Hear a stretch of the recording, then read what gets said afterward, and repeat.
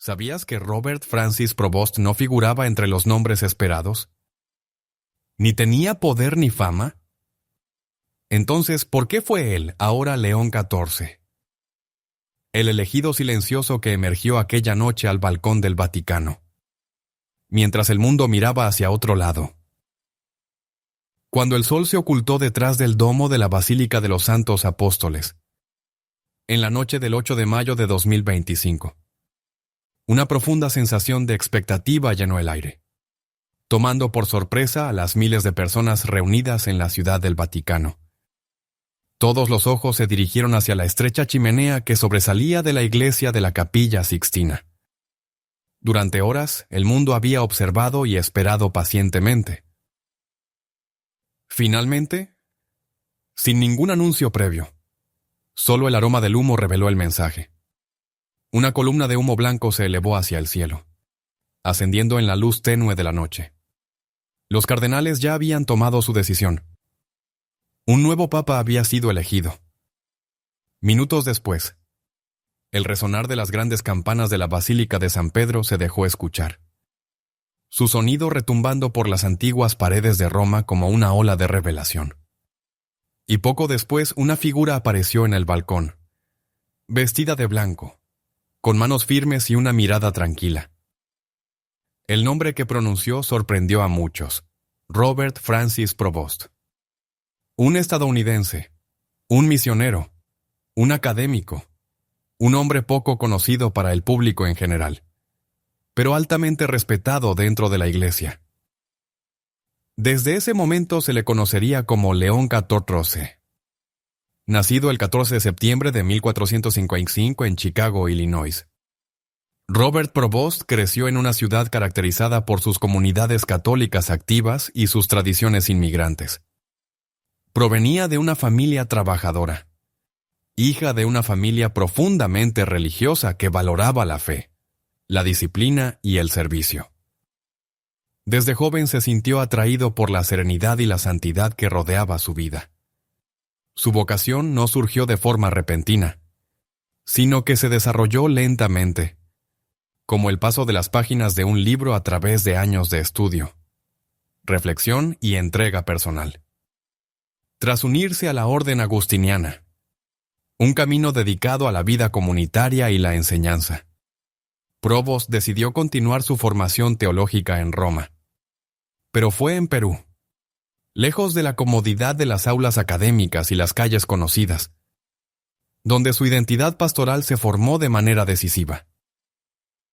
Durante décadas vivió entre los pobres y marginados, sirviendo como misionero en una región marcada por la pobreza espiritual y la lucha económica.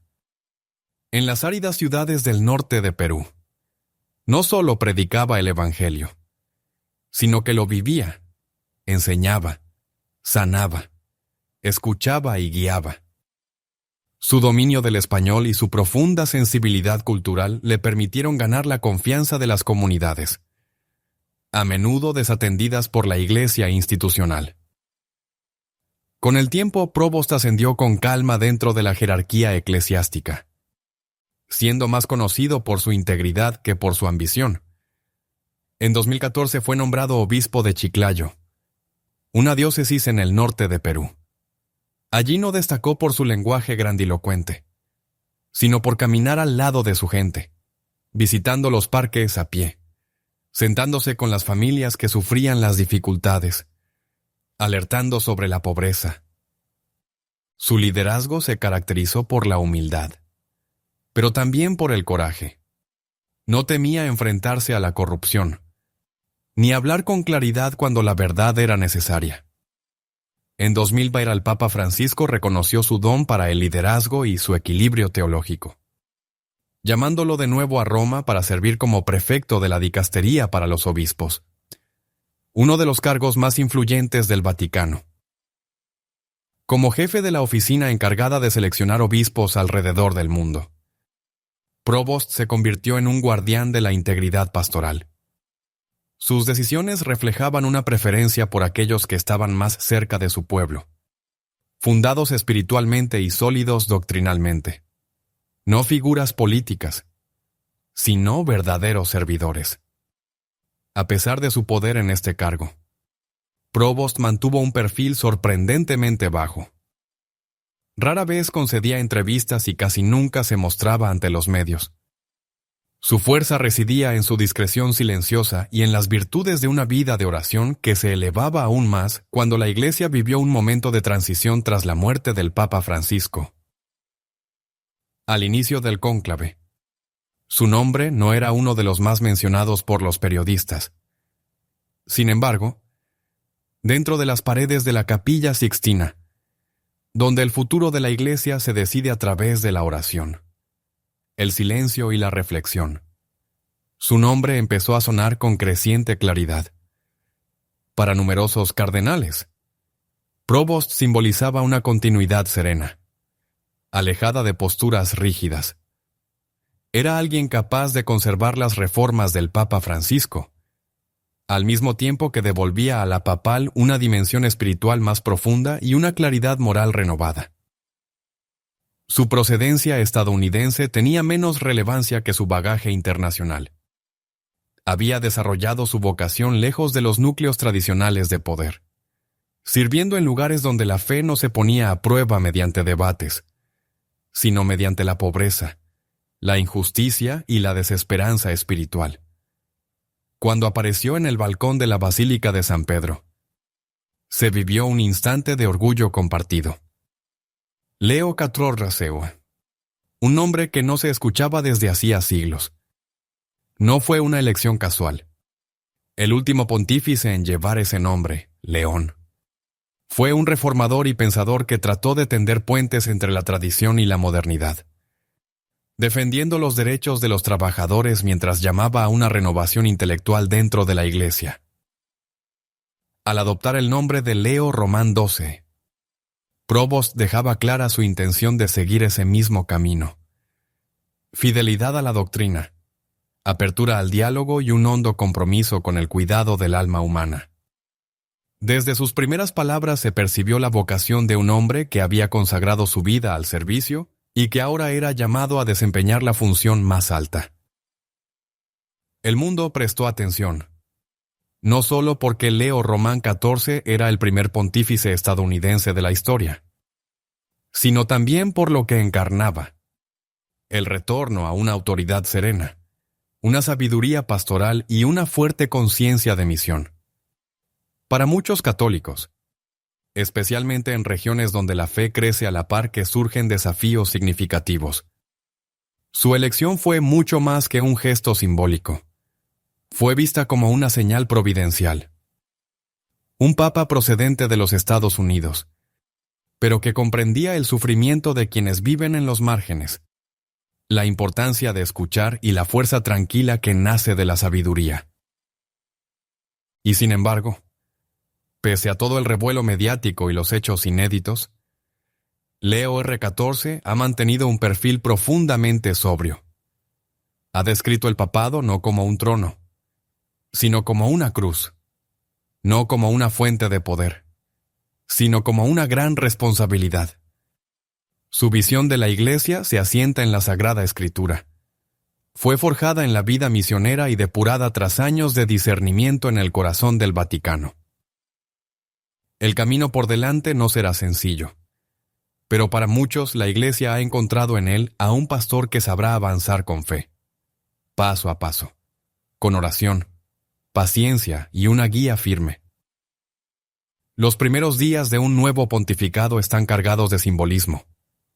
Cada palabra, cada silencio, cada gesto es interpretado bajo la lupa de la historia y las expectativas. Pero para el Papa Leo XIV no era necesario marcar su inicio con grandes proclamaciones. Prefirió comenzar de forma sencilla con el estilo de vida que siempre había llevado.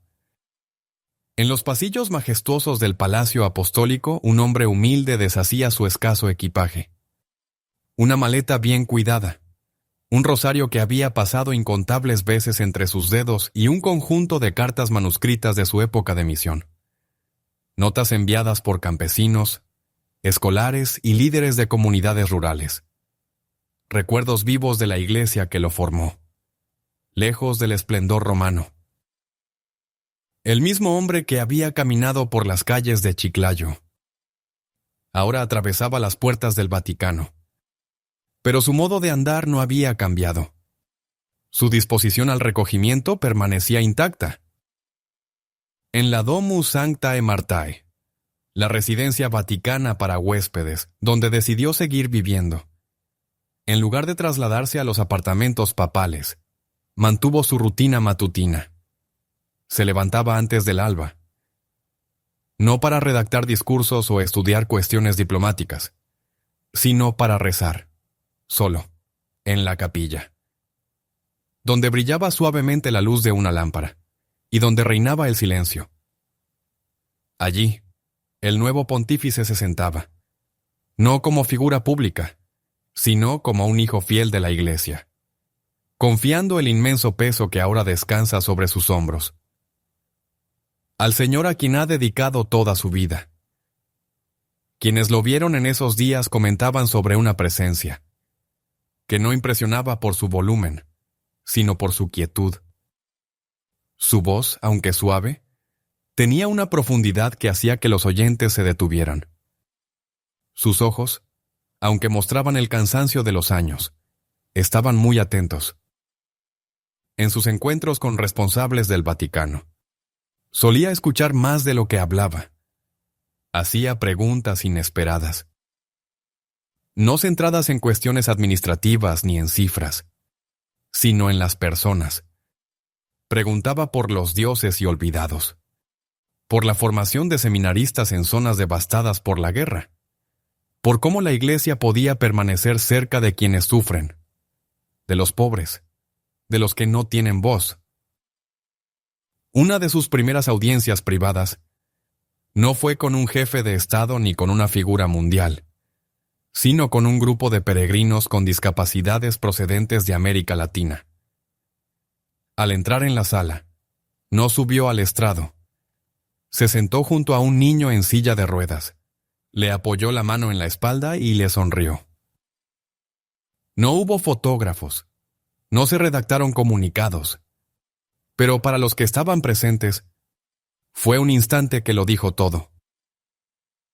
Muy pronto, observadores de todo el mundo comenzaron a comparar a Leo Román XIV con su antecesor. Mientras el Papa Francisco se expresaba con espontaneidad y calidez pastoral, Leo Román XIV se comunicaba con una serenidad contemplativa. Sus palabras eran escogidas con cuidado, a veces incluso con un tono poético, pero siempre firmemente enraizadas en la palabra. Su estilo no era blando, sino firme. No intentaba conmover con novedades, sino con profundidad. La elección de su primer mensaje público marcó el tono. En lugar de referirse a cuestiones políticas, económicas o a reformas internas, reflexionó sobre el Evangelio del día, la historia de los discípulos en el camino de Emaús. 2 hombres caminaban con tristeza, sin saber qué hacer, hasta que un desconocido se les unió. Les explicó las Escrituras y encendió sus corazones. Para Leo, esta historia no era simplemente un relato bíblico, sino también una señal profética. Según dijo, la Iglesia camina hoy por un tiempo de desconcierto, división, golpeada por escándalos, confusión y agotamiento. Pero la solución, afirmó, no está en planes estratégicos ni en lemas. Está en volver a caminar con Cristo, en redescubrir las Escrituras, en compartir el pan, en dejar que la llama de la fe se reavive. No por imposición, sino por encuentro. Este mensaje tocó muchas almas. Por todo el mundo, obispos y fieles sintieron en sus palabras un llamado a volver a lo esencial: la oración, la escritura, los sacramentos, el silencio y el servicio. No como recuerdos del pasado, sino como realidades vivas. Y junto a esta claridad espiritual, había también un hombre profundamente consciente de los retos del presente. Leo Román XIV no desconocía la complejidad del mundo. Desde en la iglesia de San Juan, Había promovido el diálogo entre personas de distintas culturas y credos, hombres y mujeres que tendían puentes sin renunciar a la verdad. Ahora, como papa, mantenía esa misma visión. No fingía que la unidad fuera sencilla, pero creía que debía buscarse con fe. En sus propias palabras, la Iglesia no está llamada a ser una fortaleza ni un campo de batalla. Está llamada a ser un hogar, un lugar de encuentro, de valentía y de comunión. Para muchos, fue este equilibrio lo que hizo tan atractivo el liderazgo de Leo Román. No se engañaba ante las amenazas que enfrentaba la Iglesia, como el secularismo, los escándalos de abusos o la confusión doctrinal. Pero tampoco era pesimista. Tenía fe en el poder de la gracia y creía que la renovación que la Iglesia anhela no vendrá por luchas de poder, sino por la santidad. Poco después de su elección, comenzó a reunirse con teólogos, misioneros y líderes de comunidades en regiones que suelen quedar fuera de los centros de decisión eclesiástica.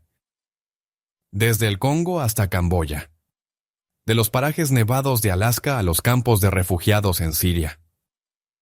Quería escuchar directamente a quienes viven en los márgenes. No eran gestos simbólicos, sino encuentros sustanciales. Para Leo Román XIV, las periferias no estaban en los márgenes, sino en el centro. A menudo repetía una frase que escuchó en Perú: la frontera de la Iglesia es el corazón de Cristo. Su énfasis en la escucha llegaba incluso a los jóvenes. En una reunión privada con un grupo de católicos jóvenes, no preguntó sobre tendencias en redes sociales ni estadísticas de asistencia a misa.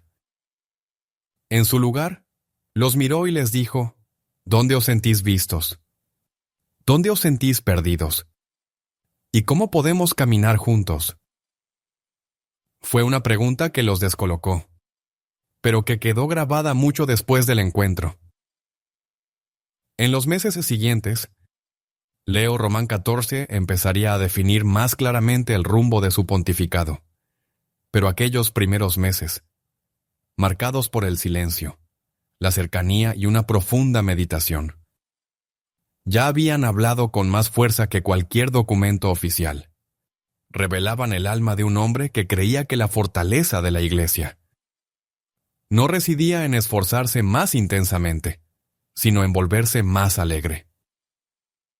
Cuando se disipó la emoción del cónclave y los informativos pasaron a otros asuntos, algo más sereno comenzó a abrirse paso. Menos visible, pero mucho más duradero. El Papa Leo Román XIV, aún en sus primeras horas como obispo de Roma, se preparaba para dar su primer mensaje público al mundo. El encuentro no ocurriría en un estadio ni durante una celebración de alcance internacional. En cambio, se produciría durante el Regina Caeli, la costumbre sabatina de reflexión y oración ofrecida desde la ventana del Palacio Apostólico, donde los fieles se congregaban en la plaza de San Pedro. Aquel día se respiraba una tensión contenida.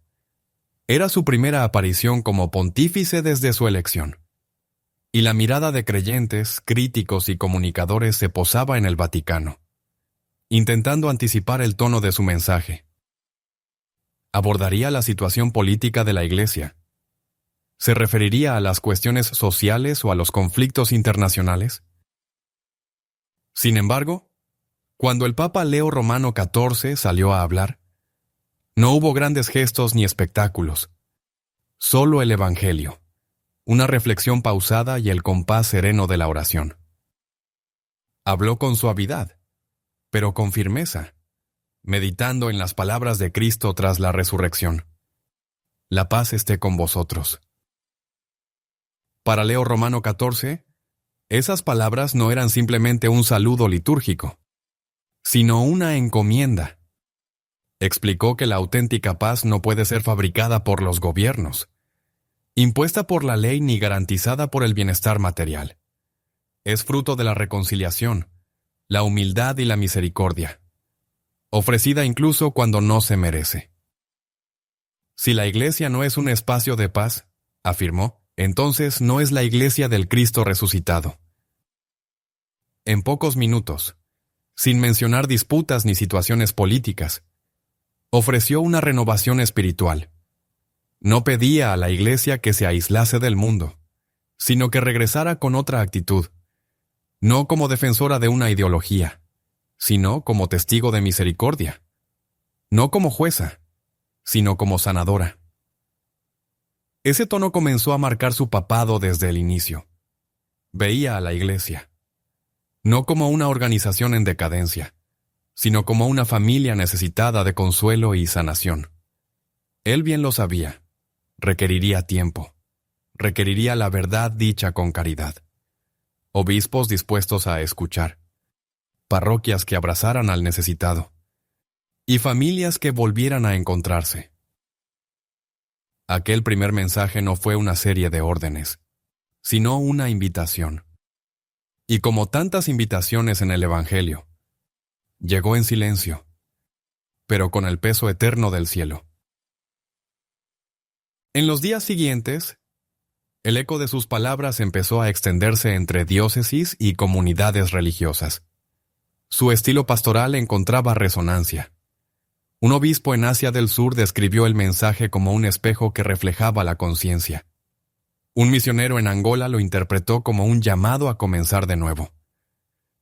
Incluso en regiones donde el catolicismo había perdido fuerza, las redes sociales lo compartieron, no por haber sido polémico, sino precisamente porque no lo fue. En un mundo que a menudo premia lo provocador, su mesura resultaba transformadora. Pero eso no significaba que eludiera las verdades difíciles. En una reunión reservada con miembros de la curia romana, poco después de aquel primer mensaje, el Papa Leo Romano XIV habló con una franqueza poco habitual. Les recordó que servir en la iglesia no es un honor, sino una obligación, que los títulos importan poco ante Dios, que la confianza no se gana mediante tácticas, sino con integridad personal y transparencia en la institución. Los asistentes describieron el encuentro, no como severo, sino profundamente movilizador. No habló de culpa, sino de despertar. Siguió este estilo en cada ocasión, en cada intervención, cada discurso. Evitó los extremos. No se inclinó hacia posturas ideológicas, sino hacia lo alto. Sus palabras evocaban frecuentemente a los padres de la Iglesia, claras, firmes, pero jamás hirientes. Citaba con frecuencia a San Agustín, recordando a los creyentes que la verdad es como un león. No necesitas defenderla, déjala libre y se protegerá sola. También mencionaba a santos contemporáneos como la Madre Teresa y San Juan Pablo II, tejiendo una red de tradiciones que se sentían cercanas y actuales. Su decisión de que su primer viaje apostólico como papa fuera a visitar una comunidad de refugiados en las afueras de Roma sorprendió a muchos. Se esperaba una gira internacional, quizás a un país de fuerte tradición católica. Pero León Romano XIV eligió comenzar con los olvidados. Visitó un centro sencillo, atendido por un pequeño grupo de religiosas y voluntarios que asistían a familias desplazadas de África del Norte y el Medio Oriente. No hubo conferencias de prensa ni comitivas diplomáticas. Llegó sin alarde, compartió con madres, con niños. Escuchó a jóvenes que habían perdido a sus padres en el mar y oró en silencio con hombres sin hogar. Cuando le preguntaron después por qué eligió ese sitio, respondió simplemente porque aquí vive Cristo. Para él, los márgenes no eran periferias de la responsabilidad humana, sino el camino mismo. Veía a cada ser humano, no como una categoría, sino como una imagen del Creador. Y fue esta convicción la que empezó a transformar la manera en que la gente lo percibía. No solo como líder de la Iglesia Universal, sino como un hombre testigo de algo más profundo. Pronto, los medios católicos comenzaron a describir su pontificado como una revolución silenciosa, Un cambio que avanzaba con sabiduría, claridad y hondura. No desmontaba la tradición ni se refugiaba en el temor, la vivía. En una entrevista, un teólogo expresó: León XIV no grita, él escucha. Dowd. Hace unos meses, León XIV comenzó a reunir un grupo de consejeros espirituales. No se trataba de celebridades ni de figuras influyentes en la política, sino de hombres y mujeres con décadas dedicadas a la vida monástica, a la misión evangelizadora y a la oración profunda. Con frecuencia los invitaba a compartir comidas en lugares sencillos, reflexionando juntos sobre cómo la Iglesia podía vivir de forma más eucarística, no solo durante la liturgia, sino también en la vida cotidiana. Y si les preguntaba, ¿nuestros actos diarios reflejarán la humildad del pan consagrado? Estas reflexiones comenzaron poco a poco a transformar el ambiente dentro del Vaticano. Menos apariencia, más recogimiento. Menos ruido, más discernimiento. Mientras el mundo seguía girando y las crisis se acumulaban. Algo sereno empezaba a germinar en el corazón de Roma. Un liderazgo no sustentado en declaraciones públicas, sino en la esperanza. Y así, entre millones de miradas, surgió una pregunta silenciosa. ¿Podría León Romano XIV ser el Papa no de una época, sino de una esencia? No un pontífice definido por sus oposiciones, sino por lo que supo revelar, una Iglesia que no reaccionaba al caos, sino que redescubría su centro. Ese camino apenas se estaba iniciando, y el mundo, quizás sin advertirlo del todo, comenzaba a seguirlo. Hacia la mitad de sus primeros 100 días de pontificado, el Papa León Romano XIV ya había comenzado a transformar el núcleo del liderazgo eclesiástico. No con decretos autoritarios, sino mediante un retorno discreto a las raíces del discipulado. No convocó a revoluciones en la estructura. Llamó a una renovación del espíritu. Y no comenzó por las periferias, sino por los pastores mismos. En encuentros reservados con obispos y cardenales, León Romano XIV dejó algo absolutamente claro: la soledad debía volver a ser el corazón de la autoridad. La Iglesia, dijo, no requiere más administradores, necesita padres, hombres de oración, de rectitud y entrega, que lleven el perfume de sus ovejas, no el olor de la ambición. No eran palabras agresivas, pero sí imposibles de eludir. Hablaba como quien ha vivido entre los humildes. Ha lavado los pies de presos y ha partido el pan, no en banquetes lujosos, sino en pequeñas iglesias rurales. Para dar inicio a esta renovación, León Romano XIV impulsó lo que denominó auditorías espirituales, no enfocadas en finanzas ni en obras materiales, sino en los seminarios y centros de formación. Se invitó a directores espirituales con larga experiencia monástica o misionera a recorrer instituciones en distintos países. Su objetivo no era fiscalizar, sino discernir el tipo de hombres que estaban siendo formados. ¿Aprendían a rezar? ¿O simplemente a hablar sobre la oración? ¿Se les enseñaba a servir? ¿O a ejercer control? ¿Salían con corazones encendidos? ¿O solamente con conocimientos acumulados? Estos análisis no revelaron una crisis doctrinal, sino una falta de profundidad. Muchos seminaristas eran preparados para ser eficaces y aparentar éxito, pero su vida interior quedaba desatendida. Por eso, León Romano XIV sorprendió a muchos en la curia con una respuesta inesperada: el silencio. Pidió a todos los obispos, sin importar su país o función, que participaran personalmente en un retiro de al menos 5 días, dirigido no por burócratas o catedráticos, sino por personas dedicadas a la vida contemplativa. El retiro no trataría sobre gestión eclesial, discursos públicos ni normas canónicas. Se centraría en el espíritu, en la oración, en lo que vive en el corazón de un pastor que no debe ser guía de estructuras, sino de almas. Las reacciones fueron variadas. Algunos agradecieron la propuesta. Otros la consideraron incómoda. Pero nadie pudo ignorarla. León Romano XIV no pretendía ser aplaudido. Buscaba la purificación. En un monasterio benedictino aislado de Austria, un grupo de obispos fue guiado por meditaciones sobre las llagas de Cristo. Durante las comidas reinaba el silencio. Los teléfonos móviles quedaban fuera. No había noticias ni correos electrónicos. Solo la palabra, el silencio y el eco del canto gregoriano entre los muros de piedra antigua. Un arzobispo describió después la experiencia como la derrota más dolorosa y necesaria de su vida. Me había olvidado, confesó, de cómo simplemente estar con Cristo sin hacer nada por Él. Eso era precisamente lo que el Papa León Romano XIV esperaba provocar.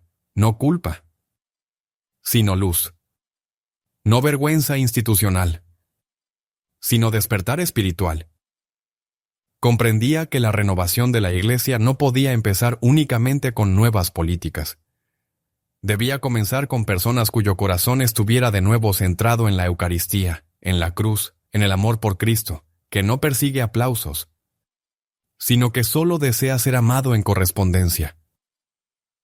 Su enfoque trascendía al clero. León Romano XIV invitó discretamente a las comunidades religiosas a revisar con sinceridad sus carismas. No con sospecha, sino con transparencia. ¿Seguían dando fruto sus visiones fundacionales? ¿Estaban vivas? ¿O solo archivadas como recuerdos? A un grupo de monjes del norte de España les escribió una carta personal agradeciéndoles su fidelidad al silencio y a la oración en un mundo lleno de ruido. Escribió: «Vuestro retiro habla con más fuerza. No tengáis miedo de ser menos visibles, pero más fieles». Este tipo de gestos sencillos, sinceros y cargados de profundidad teológica se convirtieron en el sello de su forma de gobernar. No buscaba concentrar poder, estaba profundamente comprometido con devolver la santidad a su lugar esencial.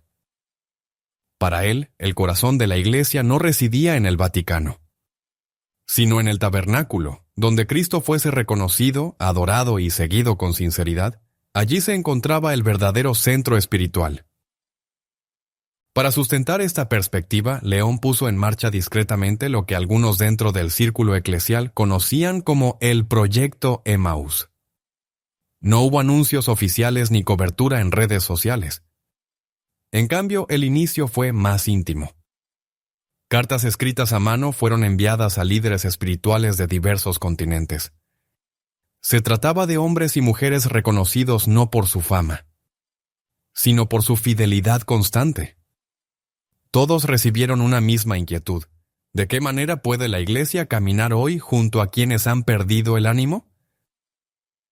Las respuestas recibidas ofrecieron un mosaico de experiencias y voces, desde un fraile en las islas escocesas hasta un catequista en la selva de Papúa Nueva Guinea. El mensaje coincidía, lo que se necesitaba era acompañamiento, no programas. Se hablaba de padres y madres en la fe. Se relataba cómo las filas para confesarse no crecían por una inversión económica, sino gracias a la oración constante. León recogió estas contribuciones en un documento, sin importar si coincidían o no con las últimas publicaciones oficiales. No era un tratado teológico ni una declaración dogmática, se trataba más bien de un mapa del alma. Una recopilación de testimonios, plegarias y orientaciones para un mundo sobrecargado de ruido. Le puso por nombre: En Camino con Cristo, en lugar de distribuirlo en congresos episcopales. Pidió que se leyera en comunidades parroquiales, en pequeños grupos y hasta en prisiones. No se trataba de estudiarlo como un texto académico, sino de compartirlo como palabra viva. Un pasaje que llegó a ser leído en más de 20 lenguas. Al momento de la muerte de León, resumía su visión en una sola frase: la Iglesia resplandecerá nuevamente, no cuando se eleve por encima, sino cuando se incline. Esta actitud comenzó a cambiar la manera en que muchos católicos, tanto dentro como fuera de la institución, percibían el papel del Papa León. No intentaba protagonizar una cruzada. No revivía una edad de oro. Avanzaba con serenidad hacia el presente. Con manos abiertas, mente despierta y la mirada fija en el crucificado. Y para muchos, esa era exactamente la guía que el mundo necesitaba. Desde la diócesis de Manila hasta Madrid, obispos comenzaron a organizar versiones locales de los retiros promovidos por el Santo Padre. En varios seminarios, los jóvenes empezaron a recibir no solo formación académica, sino también acompañamiento espiritual. La vocación ya no se evaluaba únicamente por el número de aspirantes, sino por la profundidad de su integridad. Algunos temían que este paso más pausado ralentizara el avance eclesial. Pero León les recordaba, Cristo fundó la Iglesia sobre la fe de Pedro, no sobre su eficiencia. El mundo que ha heredado el Papa León Romano XIV está marcado por pantallas, algoritmos y una constante necesidad de atención. This provides a more nuanced pacing, leveraging the text to emphasize key emotional points and create a sense of calm, reflective prayer. Remember to experiment with the time attribute to fine-tune the pauses to your liking within ElevenLabs. The text is also broken into more manageable chunks for easier reading and understanding before inputting it into the AI, convertido en un bien escaso en este entorno. La voz de la Iglesia corre el riesgo de perderse, no por persecuciones, sino por la distracción. Y sin embargo, Leo Román XIV no respondió a esta realidad con temor, ni con retirada. Ha optado por escuchar y aprender. Uno de sus primeros gestos como papa fue rehusarse a vestir su pontificado con lemas o frases promocionales. No habría consignas modernas ni logotipos llamativos. Su razón era sencilla. El Evangelio no necesita envoltorios, sino presencia. Pero también era consciente de que esa presencia debía encontrar su lugar en los ritmos digitales del día a día. Por eso comenzó a convocar, no a asesores de imagen, sino a hombres y mujeres misioneros, que aunque conocían el mundo de las pantallas, vivían profundamente la oración y el silencio. No eran celebridades, sino servidores. Algunos gestionaban pequeños canales católicos en YouTube, otros producían cortometrajes sobre la vida de los santos. Uno era un monje que compartía reflexiones desde el interior de su monasterio, a través de Instagram. A cada uno de ellos, el Papa les hacía siempre la misma pregunta: ¿cómo hablar al corazón de quienes ya no conocen el silencio? Lo que surgió no fue una campaña publicitaria, sino un testimonio de verdad. No buscaban atraer por impulso, sino profundizar con sentido. El Papa comprendía que los algoritmos premian la urgencia y las emociones, pero que las almas se transforman por la gracia, no por el estruendo. Empezó a animar a los obispos a respaldar a los jóvenes creadores católicos, no como una forma de entretenimiento, sino como una vía para anunciar el Evangelio. No se trataba de impactar, sino de sembrar. Un obispo en Ghana tomó este consejo y fundó un pequeño estudio donde los seminaristas podían crear vídeos y oraciones en sus lenguas locales. En Polonia, algunas diócesis impulsaron un proyecto donde adolescentes grababan podcasts sobre los evangelios, en la biblioteca de su escuela, con micrófonos prestados. Nada de eso tenía apariencia de grandiosidad, pero Leo Román XIV confiaba en que esas semillas pequeñas y humildes darían fruto a su tiempo.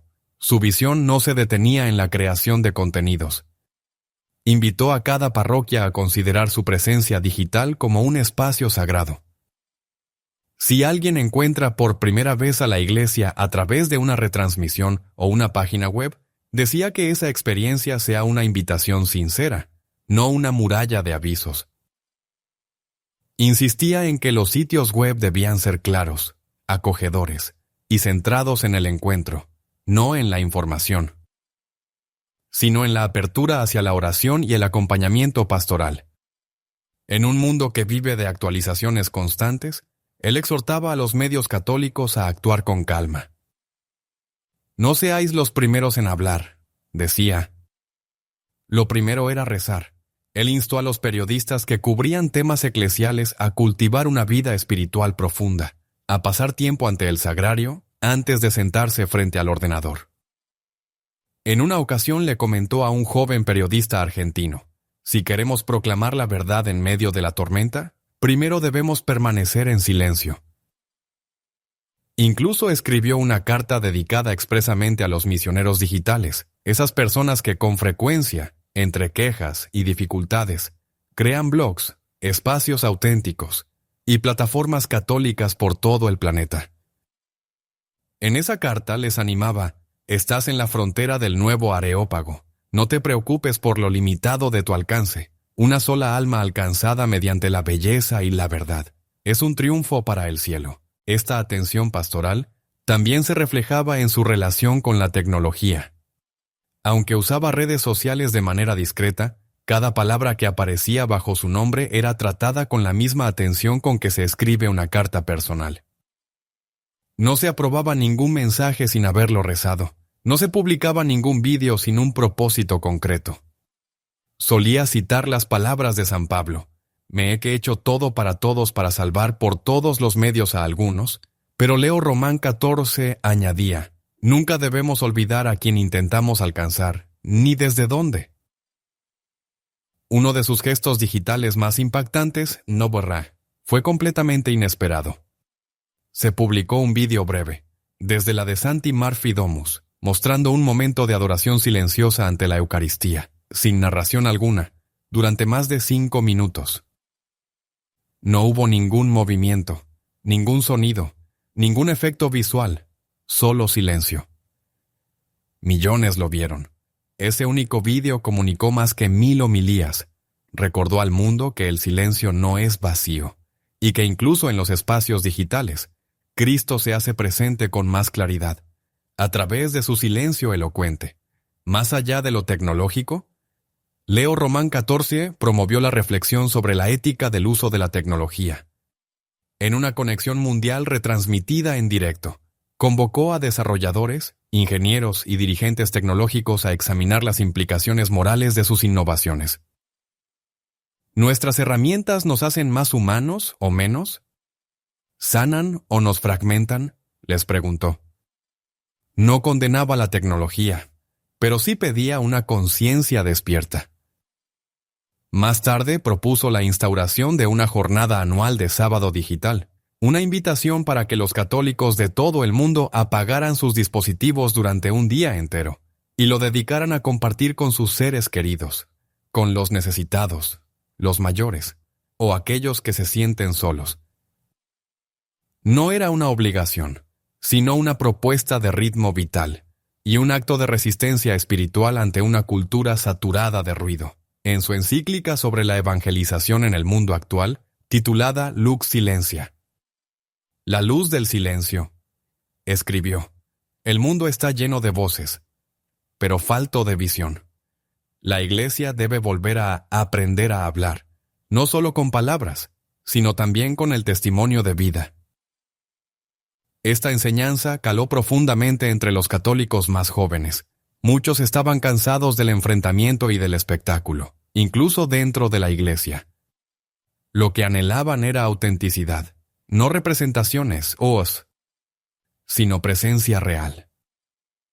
La propuesta digital de Leo Román 14 ofrecía un modelo alternativo. No buscaba conversiones rápidas a golpe de clic.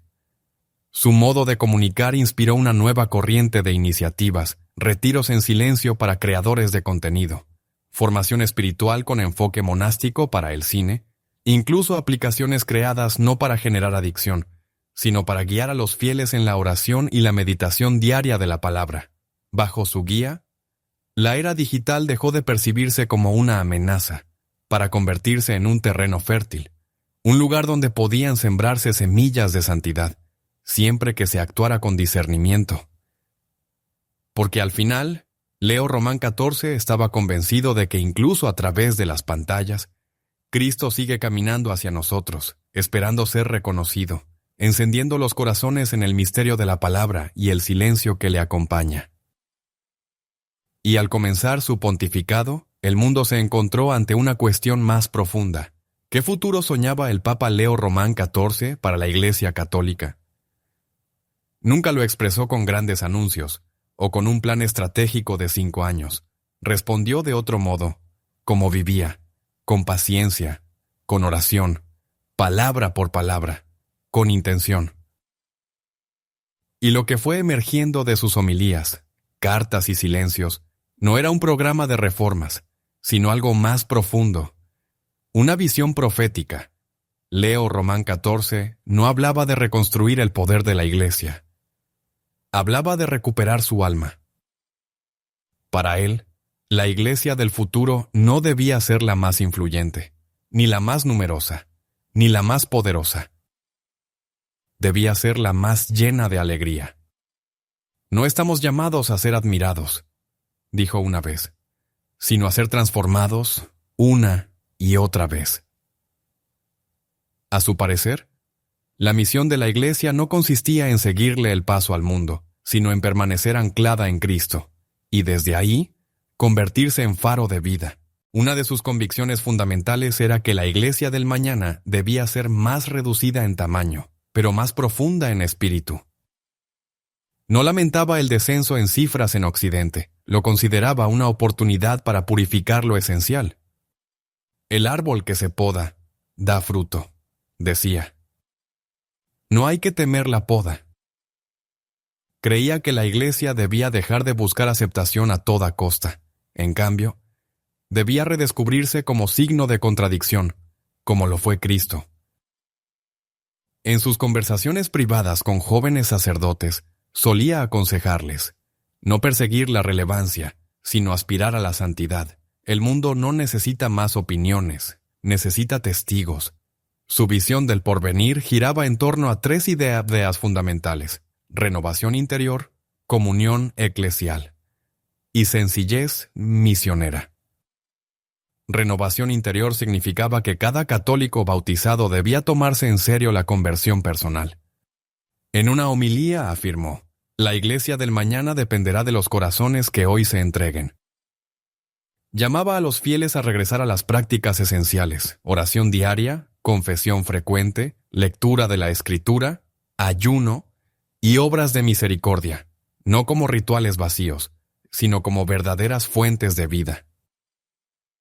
Imaginó una generación de católicos cuyas vidas estuvieran tan profundamente arraigadas en Cristo, que incluso en medio de un entorno hostil, no se dejarían sacudir. Los santos de este tiempo, decía, no serían figuras visibles, ni celebridades, sino antorchas ocultas. Para Leo Román XIV, la comunión eclesial no significaba uniformidad, sino unidad basada en el amor. Era plenamente consciente de las divisiones ideológicas que fragmentaban diócesis, comunidades y hasta congregaciones religiosas. Sin embargo, nunca se centró en los enfrentamientos culturales. En su lugar, dirigía la mirada hacia la cruz. No ganamos almas venciendo en discusiones, advertía. Las ganamos entregando nuestras vidas. Anhelaba una iglesia donde los obispos defendieran la verdad con firmeza, pero también supieran llorar con los que sufren. Una iglesia en la que los fieles no fueran simples consumidores de religiosidad, sino colaboradores activos en la misión, donde los teólogos no buscaran el aplauso fácil, sino un conocimiento nacido del silencio y la oración, donde los templos no se transformaran en salones de actos, sino en hogares espirituales. Las estructuras eclesiásticas, decía, solo tendrían valor si protegieran la gracia. De lo contrario, eran solo ruido. Fue un inicio modesto. Un pequeño grupo de estudiantes universitarios en Lisboa empezó a reunirse cada semana para rezar el rosario. No porque alguien se lo indicara, sino porque se sentían atraídos por ese silencio del que hablaba con frecuencia Leo XIV. Un joven seminarista en Filipinas comenzó a escribir cartas a estudiantes compartiendo sus pensamientos sobre las homilías del Papa en Montreal. Un grupo de artistas católicos se puso a pintar iconos inspirados por el llamado del Papa a recuperar la belleza en los espacios sagrados. Lo que los unía no era un programa, sino una persona. El 14 de agosto, el Papa Leo se convirtió en un padre silencioso para una generación en busca de algo que no se pudiera descargar ni consumir sin compromiso. En uno de sus encuentros más personales, no desde un balcón, sino tras una puerta cerrada, reunió a líderes juveniles de todos los continentes y les habló sin leer discursos. «No sois el futuro de la Iglesia», dijo, «soy su corazón hoy. Si el fuego no os consume, no habrá un mañana».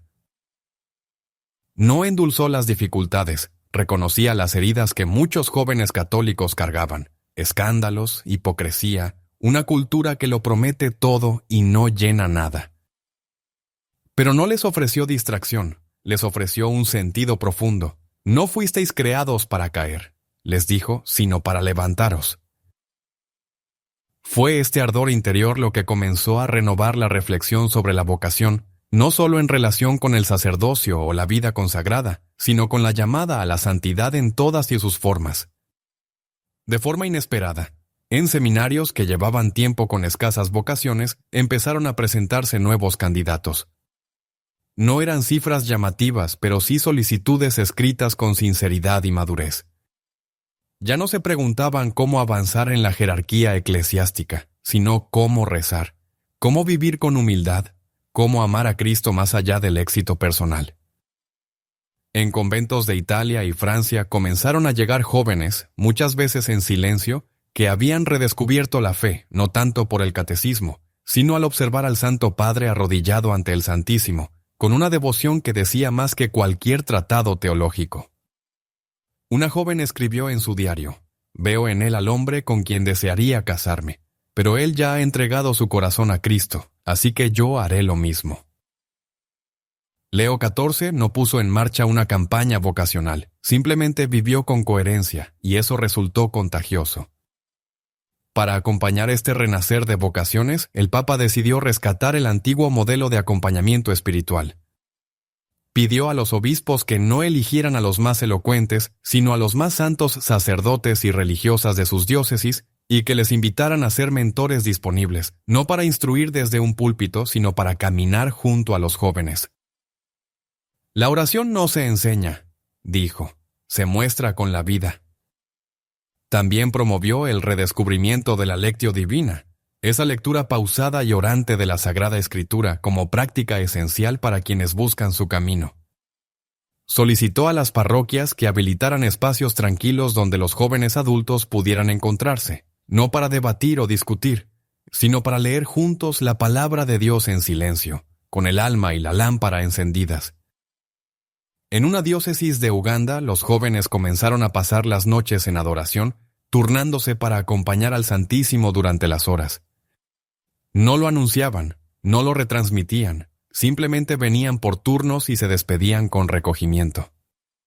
Un sacerdote que había estado a punto de abandonar su vocación confesó, «Veía a estos muchachos quedarse más tiempo que nunca y pensé, ¿qué excusa tengo yo para rendirme?». Leo XIV también animó a las comunidades a recuperar el arte de contar historias, no como forma de entretenimiento, sino como testimonio vivo.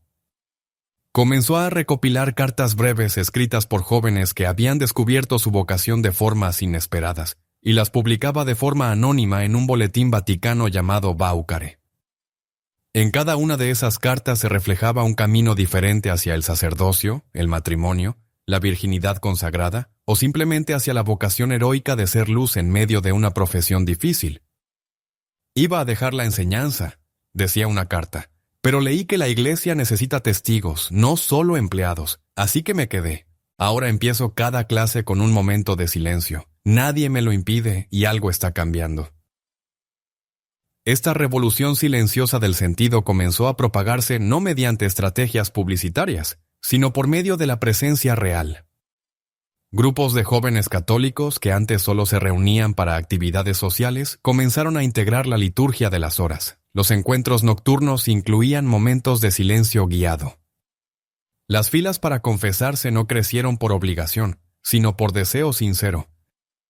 Mientras tanto, el Papa Leo XIV permanecía igual que siempre, sereno, silencioso y profundamente atento a los movimientos del espíritu. En una carta dirigida a los jóvenes de este mundo saturado de distracciones, escribió: «Has nacido en una época de ruido, pero no te confundas. Tu anhelo no es por diversión, es por eternidad. Puedes estar cansado, pero Cristo no se cansa de llamarte». Comprendía que la juventud de hoy no teme los desafíos, teme ser engañada. Por eso nunca pretendió que seguir a Cristo fuera fácil. Les dijo que costaría todo, pero que al final lo ganarían todo con su ejemplo. La Iglesia empezó a entender que el porvenir no depende de las modas, sino de los testimonios. No se trata de ser más poderosos, sino de ser más luminosos. Cuando las vocaciones empezaron a surgir con discreción y el fervor espiritual volvía en lugares que muchos ya daban por perdidos, una verdad se impuso con claridad. No fue porque Leo XIV lo exigiera, fue porque él mismo fue el primero en dar el paso. Mientras el mundo observaba el despegue silencioso pero constante del pontificado de Leo XIV, una de las transformaciones más inesperadas comenzó a tomar forma, no a través de documentos oficiales, sino mediante puentes tendidos entre corazones que llevaban mucho tiempo alejados. Desde sus primeros días, Leo XIV dejó claro que la unidad no era simplemente un deseo, sino un mandato. Antes de morir, recordó al creyente: Cristo no pidió influencia, pidió que fuéramos uno. En una época marcada por divisiones políticas, ideológicas y religiosas, Leo XIV se acercó a esa fractura con una presencia que no cedía en principios ni juzgaba a nadie. Comprendía que la unidad jamás debe confundirse con la uniformidad y que un diálogo sincero no empieza con discursos, sino con una escucha auténtica. Uno de sus primeros gestos internacionales fue una visita a la Casa de Abraham, un centro comunitario a las afueras de Jerusalén, donde cristianos, judíos y musulmanes no se reunían para debatir, sino para servir juntos a los más necesitados. No hubo rueda de prensa internacional ni lista de objetivos. Llegó con serenidad, se quitó los zapatos y se sentó junto a un imán y un rabino en una mesa vacía. Compartieron pan y después guardaron silencio. Más adelante, cuando se le preguntó qué se había dicho durante aquel encuentro, Leo XIV respondió: «No hablamos para ser oídos, nos sentamos para ser humanos». Fue esa humildad sin pretensiones la que le permitió acercarse a los límites de la diversidad religiosa con delicadeza. Los líderes de las iglesias ortodoxas de Occidente, habitualmente reservados en sus tratos con Roma, no vieron en él a un diplomático, sino a un hermano. En su primer encuentro con el Patriarcado Ecuménico de Constantinopla, no tomó la palabra en primer lugar. Le pidió al patriarca que rezara por él. Juntos, uno al lado del otro, recitaron el Padre Nuestro en sus lenguas propias, latín y griego, evocando una unidad más antigua que las divisiones. Al iniciarse el segundo año de su pontificado, precisamente un 14 de mayo, el Papa Leo XIV se siguió caminando la senda que había abrazado desde el primer instante, no en dirección a un trono, sino hacia la cruz. No había multitudes aplaudiendo ni momentos diseñados para construir una imagen perdurable. No buscaba quedar en los libros de historia, buscaba a Cristo. Y poco a poco, casi sin que se notara, la Iglesia empezó a seguirle. No era una revolución de pancartas ni de estructuras, sino algo más hondo, un despertar silencioso de la conciencia, una redescubierta del misterio sagrado. El silencio de la Iglesia empezó a llenarse, no con ruido, sino con plegarias. Los seminarios que un tiempo atrás habían dudado de su sentido se vieron colmados, no de aspirantes, sino de verdaderas vocaciones. No estaban vacíos, estaban habitados por discípulos. No había cifras que pudieran medir esa transformación, ningún discurso podía explicarla, pero sucedía, era tangible. En un rincón rural de Vietnam, un grupo de jóvenes católicos reconstruyó con sus manos una pequeña capilla de madera destruida por las tormentas, sin fondos ni reconocimiento, porque habían visto un vídeo de Leo XIV rezando en silencio y deseaban crear un espacio así. En Argentina, internos de una prisión comenzaron a leer sus homilías en sus teléfonos móviles, delineando los límites de su encierro con los matices de unas palabras que les tocaron algo profundo y verdadero. En Alemania, un antiguo ateo encendió una vela en una catedral y elevó una oración por primera vez en 2 décadas, no porque estuviera convencido, sino porque el silencio que percibió en él le animó a intentarlo. Aquel hombre vestido de blanco se había convertido en algo más que un dirigente, se había transformado en un signo, no de perfección ni de autoridad, sino de presencia. Y tal vez sea eso lo que defina la huella que dejó Leo XIV. No será recordado por el número de sus decisiones ni por el arrojo de sus decretos. Será recordado por haber recordado a la Iglesia que nunca fue creada para impresionar, sino para amar. Nunca afirmó tener todas las respuestas. En realidad, muchas veces le dijo al mundo, no necesitamos más respuestas, necesitamos más fe. Y gracias a esa sencilla certeza, no guió a los fieles con imposiciones, sino con coherencia. Caminó bajo la luz antigua de Pedro, no para proyectar sombra, sino para reflejar a aquel que le llamó, por su nombre. Y así la Iglesia de hoy se encuentra ante un umbral. No de una era política renovada, ni de un nuevo programa teológico, sino de algo más antiguo y más eterno. El umbral del recogimiento. León XIV no nos pidió que fuéramos más audaces, sino más humildes.